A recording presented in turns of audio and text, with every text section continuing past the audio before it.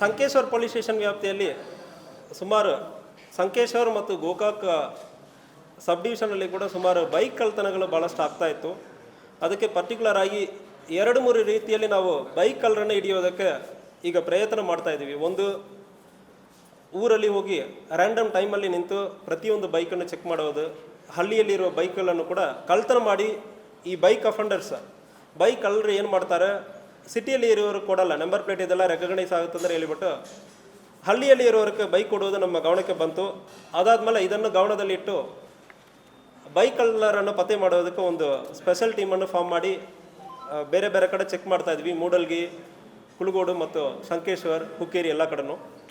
ಈಗ ಇತ್ತೀಚೆಗೆ 14 bike Sankeshwar police station ವ್ಯಾಪ್ತಿಯಲ್ಲಿ ಪತ್ತೆ ಮಾಡಲಾಗಿದೆ.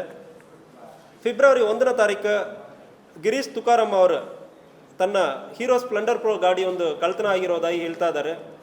ಆ ಕೇಸಲ್ಲಿ ನಮಗೊಂದು ಒಳ್ಳೆಯ ಲೀಡ್ ಸಿಕ್ಕಿದೆ. ಲೀಡ್ ಸಿಕ್ಕಿದ ನಂತರ ಈ ಕೇಸಲ್ಲಿ ಒಂದು 2 ಅಕ್ಯೂಸ್ಡನ್ನು ಪತ್ತೆ ಮಾಡಲಾಗಿದೆ.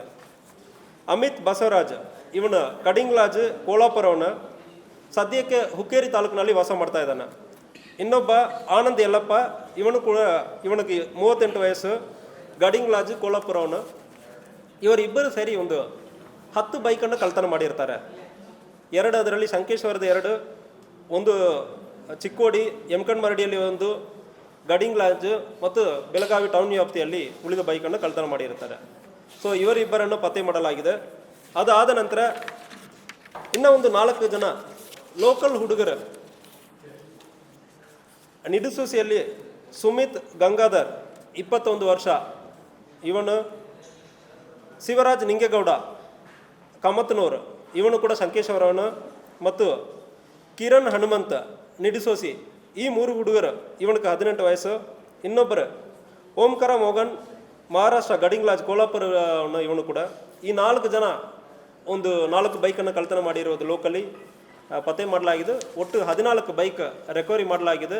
ಇದನ್ನು ವಿತಿನ್ ಒಂದು 2 ವಾರದಲ್ಲಿ ಬೈಕ್ ಓನರ್ಗಳಿಗೆ ನಾವು ಕೊಡ್ತೀವಿ, ಕೋರ್ಟ್ ಆದೇಶ ತಗೊಂಡು.